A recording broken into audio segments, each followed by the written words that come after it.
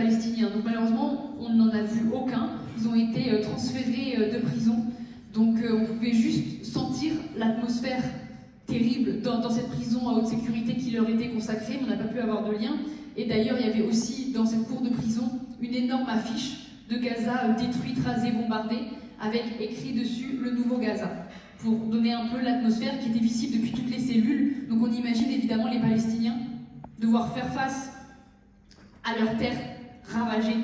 Donc voilà, pour donner... Mais malheureusement, on aurait beaucoup aimé évidemment les croiser, et on a croisé là-bas que des soldats israéliens, des policiers israéliens, les services d'immigration israéliens et Ben Gvir en personne. Et ça, c'était peut-être le moment en vrai le plus terrible, parce que quand on sort de son bateau, on ne s'attend pas à voir l'un des pires criminels du monde vous faire face vraiment à 2 mètres, vous regarder, vous filmer, essayer de nous humilier. Mais c'est très bizarre en fait de voir dans la vraie vie un coup comme ça. Et du coup, il y aura une flottille. C'est la crise d'un sens supérieur.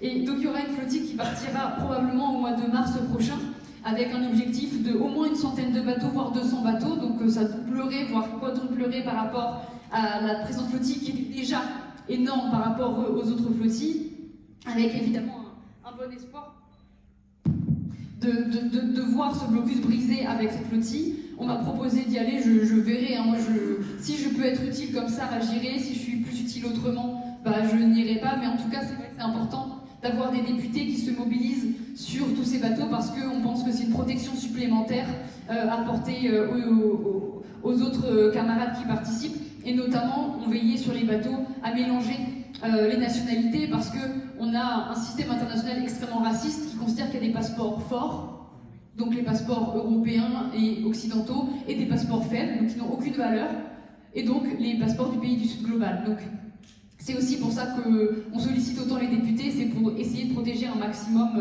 tous les ressortissants et tous les participants, sachant que plus il y a de bateaux, plus on augmente le risque d'attaque, parce que clairement, on a challengé la dernière fois le régime israélien, notamment parce qu'on voyait que les soldats qui étaient envoyés sur nos bateaux avaient parfois seulement 18 ans, étaient totalement inexpérimentés, et donc on voyait en fait qu'ils n'avaient plus personne à envoyer, parce qu'il y avait l'occupation terrestre de Gaza, il y avait le fait qu'ils étaient mobilisés depuis 2 ans, et que donc en fait ils étaient à court de bras en fait pour nous arrêter. Avec notamment des jeunes de 18 ans qui ne savaient pas piloter les bateaux, qui vomissaient, qui étaient mal, c'est très satisfaisant à voir, mais on voyait que...